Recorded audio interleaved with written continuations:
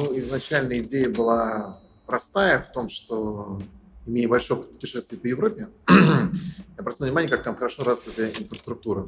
И никогда ее не замечал, пока сам не попробовал. Потому что оказалось, что это безумно удобно, это настоящая свобода путешествий, потому что ты едешь, ничего не планируя. Понравилось место, какое-то взял и нашел сразу ближайшие там 5, 10, 20 километров какой-то кемпинг, а может прям там сам, в том самом красивом месте. Остановился, переночевал, там пожил пару дней, погулял и поехал дальше. Вот. И путешествие по России все время этого казалось, что этого не хватает очень сильно. Меня зовут Николай Дмитриев, город Москва. Да, я занимаюсь развитием международного стартапа в области медицины, а также развиваю галерею современного искусства в городе Москве. Но мы вместе с моей многодетной семьей путешествуем на автомобиле очень много, посетили много стран Европы и тоже также путешествуем по России. И позвольте мне рассказать вам о кемпинге как о возможности подарить мечту для свободных и доступных путешествий миллионам россиян. Да, в нашей стране активно сейчас развивается природоориентированный туризм. Создается много инфраструктуры и объектов размещения, и популярные направления развиваются, такие как Байкал, Алтай, Красная Поляна. Но если мы сделаем шаг в сторону, то количество такой туристической инфраструктуры и объектов размещения сильно падает. И даже та существующая инфраструктура, она часто недоступна массовому туристу. И вот здесь есть прекрасное решение кемпинги, как вид массового доступного туризма. Да, конечно, россиянам сегодня этот вид туризма кажется крайне сомнительным, потому что они пока не познакомились с этим видом туризма, и у нас крайне мало сейчас кемпингов. Но в Европе и в мире данный вид туризма пользуется громадной популярностью. В Европе сейчас порядка 30 тысяч кемпингов, и в одной только Франции их 8 тысяч. И более 40% ночей туристы проводят в кемпингах вот сейчас высокий сезон летом. И вот у нас сейчас, мне кажется, открылось прекрасное окно возможностей, чтобы начать активно развивать кемпинг-туризм в России. Не хватает такого комфортного стоянка, где можно остановиться, поставить палатку или в своей машине там переночевать и получить при этом доступ к самым базовым потребностям. Это душ, туалет, куда выбросить мусор и где приготовить пищу. Вот. У нас в России это, к сожалению, нигде не было или есть прям в таком зачаточном уровне. И мне показалось, что это важно развивать, и я лишь предложил оси как бы этим заняться. А на что мне сказали: Николай, идея классная, а вот есть у нас такой форум, да, им сказали в апреле месяце, что есть такой классный форум, подайся туда, предложи свою идею, расскажи. И когда я уже подавал идею, я немножко более систематизировал, будучи экономистом, кандидатом экономических наук, как раз у меня отраслевая специальность по отраслям, я понял, что это кемпинг не просто это возможность доступного отдыха и свободного путешествия, а это на самом деле целая громадная отрасль. Фактически кемпинг как такой базовый экономический стимулятор многих-многих других отраслей, потому что именно путешествие по кемпингам туристу приходится инвестировать в очень многие сопутствующие товары для этого отдыха. Начиная с того, что если у него уже есть автомобиль, он берет в аренду автомобиль. Для автомобиля необходимо, чтобы проживать, как минимум, нужна палатка, нужны коврики, спальные мешки, а дальше нужна какая-то посуда, какие-то горелки, нужны стулья, столы и прочее, прочее. И это все стимулирует, велосипедный багажник, например, багажник на крышу, боксы на крышу. И это все стимулирует средний и малый бизнес это производить. То есть такое ремесленничество в среднем и малом бизнесе. И я посчитал, что это как раз будет тем самым стимулом для развития среднего и малого предпринимательства и производства в России. А кемпинги, это кажется, что это какая-то что-то устарелое, а на самом деле, если посмотреть современные кемпинговые товары, существующие на международных рынках, то они все включают в себя безумное количество новых технологий, современных материалов каких-то, инновационных материалов и так далее. Естественно, все стимулирует целиком экономику. И именно поэтому моя идея была названа как кемпинг-туризм, как окно возможностей для микро и среднего малого бизнеса. Потому что это вот именно все это стимулирует. То есть не только стимулирует с точки зрения... На самом деле там даже больше стимулирует все. Там начиная от того, что люди начинают туда приезжать, люди начинают тратить деньги вот в этих кемпингах и сопутствующих там территориях, там, не знаю, какие-то музеи, какие-то покупать фермерские продукты, какие-то там парки развлечений, арендовать какие-то там велосипеды, арендовать что-то еще на конный там спорт и прочее, прочее. То есть много чего арендовать. То есть, с одной стороны, мы получаем людей, путешествующих по стране свободно по всей территории страны, а особенно по центральной России, где у нас проживает очень много агломераций, где можно будет уехать буквально там 5-6 часов пути, и ты уже можешь где-то отдохнуть и остановиться. С одной стороны. С другой стороны, ты стимулируешь промышленную отрасль, производство, мелкосерийное, малое производство, которое будет производить товары, сопутствующие для этого. И в целом это вырастает громадная отрасль. Потому что, как показывает опыт стран Европы, там, Австралии или США, мы видим, что эта отрасль состоит не просто только вот из аренды проживания, а она состоит еще из кучи сопутствующих отраслей. В этом как бы суть этой истории. Ну, давайте, у нас их нет, по большому счету. У нас есть кемпинги, попытки там, создать кемпинги, но, к сожалению, упираются во много нюансов. Во-первых, отсутствие культуры, это очень важный момент. У нас люди привыкли с советских времен, их называли наматрасники. Этих людей, это есть туристы, которые надевают рюкзак, набивают его там коврик, спальный мешок, палатка, еда, все на себе, на спине несут, доезжают до точки А и потом идут до точки Б пешком, останавливаются где-то там в горах, в лесу и так далее. Да? Это один вид дикого туризма. Мы его не трогаем.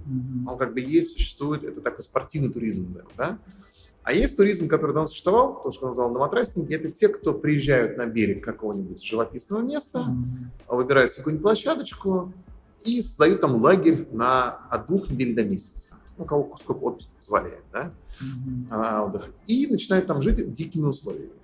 А что значит живут там дикими условиями? Ему там приходится самому все организовывать.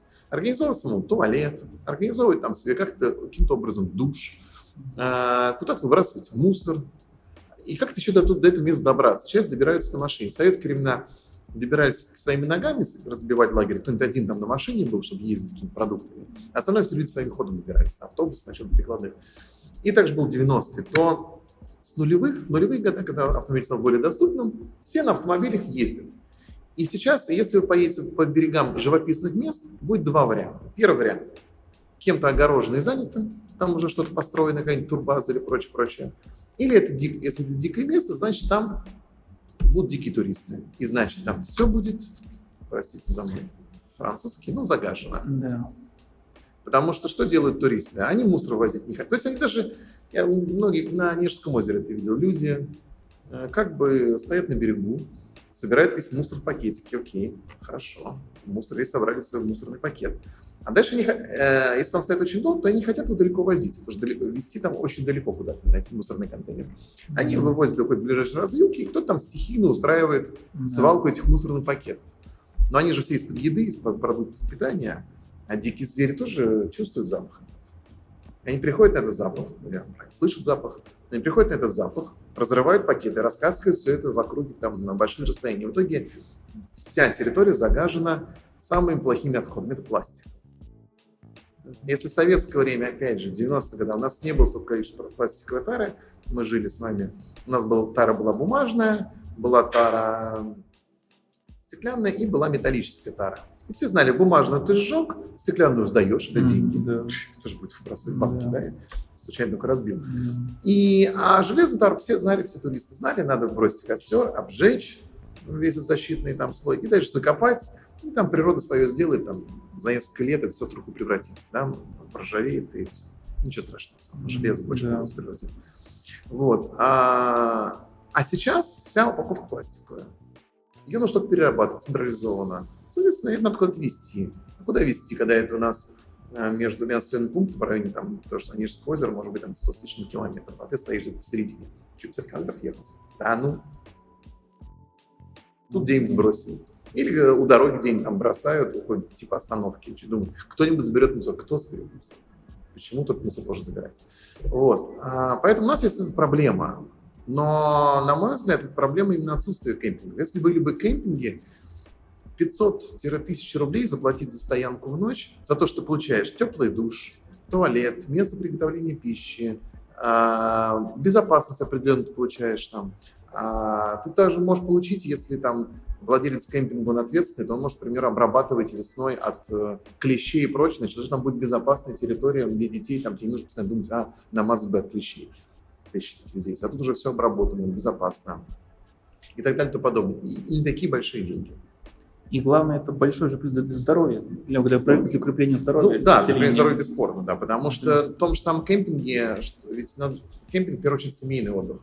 И понятие нужно, как детей чем-то занимать, и самому чем-то занимать себя. Поэтому что делают люди? Люди расставляют тогда, то есть не люди, а сами кемпинги могут сделать там детские площадки, волейбольные площадки, бадминтонные площадки. И люди туда приезжают и будут заниматься спортом, развлекаться, отдыхать, заводить новые знакомства, новых друзей. И это, кстати, очень хорошо показано во французском фильме «Кемпинг», так он называется.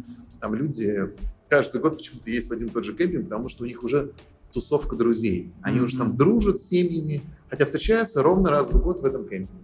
Наверное, добавим туда ссылку на этот фильм. Да, рекомендую посмотреть такой смешной очень фильм. Там очень хорошо показано, как люди разного достатка. Там история такая, что есть человек на дорогом автомобиле, то ли он врач, там, не помню, с высоким доходом, он вообще не знал, что такое кемпинг. И у него чуть ломается машина, и он попадает в эту среду кемпинга. Я суть деталей уже не помню, и он вдруг начинает понимать, что это вообще целая другая жизнь, целый другой пласт. Там живет очень много людей. Они не то чтобы все там бедные, нет, они не бедные. И тут, кстати, очень важно отметить, что для всех кемпинг это синоним какого-то дешевого отдыха. На самом деле не так. Люди, когда один раз привыкли жить в кемпингах, почувствовали эту свободу, а ведь это что такое кемпинг? Это фактически дача на колесах. И ты можешь дачный участок менять там каждый день. Сегодня ты в одном кемпинге стоишь, завтра в другом, а приезжаешь в третий, боже, здесь так красиво, так классно. Стою-ка я 3 дня. И ты 3 дня в другой даче стоишь. А может 4 дня стоишь. А потом опять поехал дальше. И так ты можешь проехать очень много мест, посещать, видеть все, и все время иметь возможность где-то переночевать доступно. И в итоге что делают эти туристы? Они начинают развиваться и начинают вкладывать в яхту на колесах. А яхта на колесах может быть совершенно... Там бюджет ничем не ограничен. Только лишь фантазией и возможностью твоего личного бюджета. Вспоминаем фильм «Знакомство с факером», там хорошо это было показано. Вот это вот у семейства там играл Роберт Де Ниро, и у него был такой автобус с проживанием, со всеми делами, там еще с секретной лабораторией и так далее и тому подобное.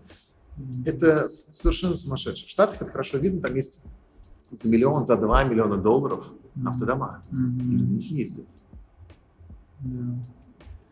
И это все стимулирует экономику. Ну, если мы говорим про статистические данные, то здесь вопрос правильно задать нужно вопрос интернету, потому что во всех языках по-разному, по разным терминологиям обозначения всего. Ну, есть такой известный ресурс, если говорим про западную статистику, Статиста, и там очень много материалов, можно поискать и увидеть много материалов.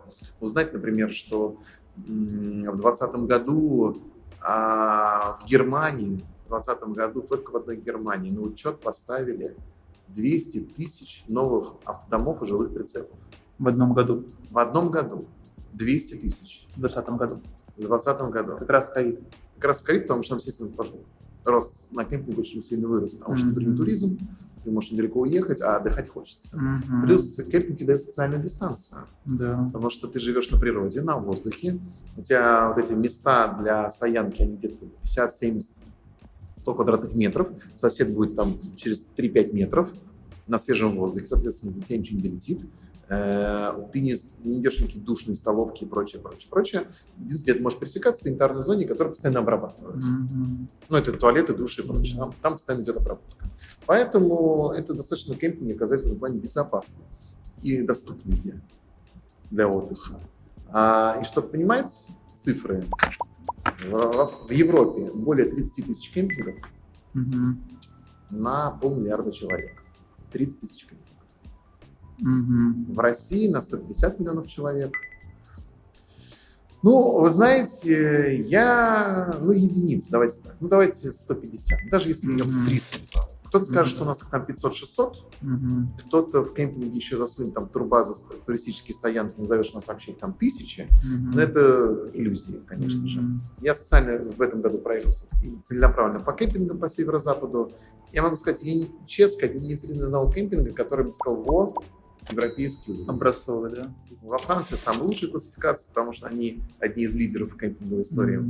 Опять же, почему как они стали лидерами в этой истории в кемпинговой? Потому что после войны, когда людям нужен был достойный отдых и достойно как-то отдыхать, а народ обеднел, надо было как-то дать отдых, то они открыли 4000 муниципальных кемпингов. чтобы люди хоть как-то могли отдохнуть на природе летом. Мгм. И это превратилось в сумасшедшую индустрию. У них 8 с лишним тысяч кемпингов. Да, это прям.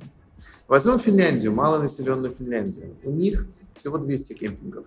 Больше, чем в России, кстати. И все кемпинги очень хорошего уровня. 200 с лишним кемпингов, кстати, половина из этих кемпингов круглогодичные. И одно еще главное заблуждение, которое часто говорят, ну как же, у нас климат другой, а вот у них климат. Итак, Финляндия уже назвал 200 кемпингов. При схожем климате, еще более суровом даже в каком-то смысле климате. В Италии кемпинги, могу сказать, они открываются в апреле, закрываются в октябре. Чуть-чуть раньше начинается сезон, чуть позже он заканчивается. Но в целом пик сезона кемпингового во всей Европе – это лето. И основные потребители услуг кемпинга пользуются ими летом. Но это не отменяет популярности этого вида отдыха в Европе. Кемпинг кажется людям, что тебе обязательно нужен жилой прицеп или автодом. Что без этого в кемпинг бессмысленно ехать. На самом деле кемпинг, то есть автодом равно кемпинг, но кемпинг не значит автодом. Конечно. Кемпинг начинается с палатки, с места, где ты можешь поставить палатку и приехать на машине, поставить машину рядом. Это Да. очень важный момент. Ты ставишь машину, потому что это твой чемодан на колесах, и палатку рядом. Еще ты достаешь, там, не знаю, стулья, кресла и прочее. Там мангал свой, там плиту, на чем ты готовишь. Все это расставляешь, и вот фактически вот твоя дача на колесах, ты свой лагерь разбил. И здесь ты живешь, здесь ты пьешь, здесь ты спишь, и едишь, и так далее, и живешь. Вот. А дальше ты едешь, стоял там 1-2 дня, поехал дальше. И так ты перемещаешься, собираешь свой лагерь, разбираешь. То есть фактически как ты становишься кочевником таким на колесах. Вот. Да. А дальше по поводу зимы. Так вот, в США, важная статистика, 50% туристов живут в палатках. То есть приезжают на автомобиле, живут в палатках. Или могут приехать на мотоцикле, или могут приехать на велосипеде, если велотур, да, с палатками. Вот это 50%. 50%. У нас, соответственно, конечно, цифра будет 95+%. Но нам нужно начать с предложения именно кемпингов. Конечно, просто их нет вообще, поэтому Их нет говорить вообще, по нет процентам системы смысла. развития. Здесь очень важно, почему мне было важно, может быть, дойти до уровня президента. Нужно было показать важность этой отрасли, насколько эта отрасль важна с точки зрения экономического мультипликатора. Потому что, к сожалению, где нет такого ярко выраженного стейкхолдера, то, что ищут всегда, какого-то большого спонсора, чтобы они понимали, ну, конечно, если мы построим там эти кемпинги, то экономика прям заработает, и вот кто будет выгодоприобретатель. Нет, здесь нет такого явного выгодоприобретателя, крупного, серьезного. Это все состоит из очень много-много мелких бизнес-предпринимателей, а напомню, у нас президент поставил цель на 30-й год, 25 миллионов самозанятых и предпринимателей. Это оно и есть, Да. самозанятые предприниматели, которые будут, с одной стороны, давать возможность людям жить, а другие будут все это обслуживать, всю эту инфраструктуру. Готовить еду, производить все эти сопутствующие товары. А надо напомнить, что у нас единственный, кто в России хоть как-то закрывал позицию кемпинговых товаров, это был Decathlon. Decathlon ушел. Открылась ниша. И вообще очень много западных производителей ушло с рынка. И производители делали багажник и прочее. Это открывает нишу нашим предпринимателям все это производить. Да, бесспорно, по законам экономики, тот, кто производит это десятками тысяч, всегда у него цена будет выгоднее, чем тот, кто производит это там сотнями штук. Но надо с чего начинать? Надо двигаться. Или надо в качестве, или в цене. Что-то, невозможно получить то же самое качество с меньшим тиражом за те же деньги или дешевле, чем делает производитель массовый. Сейчас идет проработка совместно с Россией очень много законодательных изменений, инициатив, потому что надо много что поменять и переделать. Плюс сейчас идет очень много, происходит в разных ассоциациях, в РСТ происходит, есть ассоциация караванеров, которые мы с ними постоянно общаемся, обсуждаем, что делать, как нужно делать. Плюс тут изменение на уровень правительства, как вы знаете, Ростуризм упразднили, сейчас передали это Минэкономразвития. То есть нужно найти, кто там в правительстве будет этим тоже курировать, заниматься. Но здесь, на мой взгляд, даже, наверное, может быть, правильно было отдать туристические функции Минэкономразвития, потому что это развитие экономики. То, о чем я и говорю. Экономический мультипликатор. Потому что это то самое место, где можно совсем с небольшими инвестициями получить многомиллиардную отрасль. Да. Но здесь очень важно, экономика должна строиться не от спроса, а от предложения. Пока мы не сделаем предложение в виде удобных кемпингов, сети удобных кемпингов, не дадим возможность предпринимателям доступно это сделать, предпринимателям в том числе, и пока не начнет работать, дадим возможность раскрутиться, мы эту отрасль не увидим. И мы не увидим эту отрасль, если будем делать штучно. Если одна область отрапортует, а мы сделали 3 кемпинга, у нас уже 3 кемпинга появилось, это ни о чем. Это примерно как если в Москве делали бы велопрокаты, сделали бы 3 точки, где можно взять велосипед, никто им пользоваться не стал. Но как только сделали громадную сеть, где человек может по 15 минут, 5 минут от точки до точки ехать, это сразу заработало.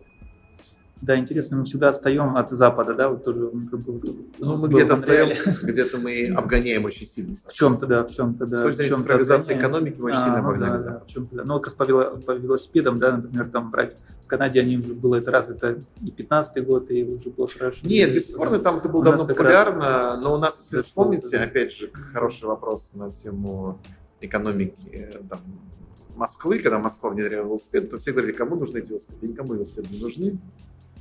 Хорошо. А потом появились. Спасибо большое за интервью. Спасибо, Да, успехов. Да. Спасибо. Спасибо.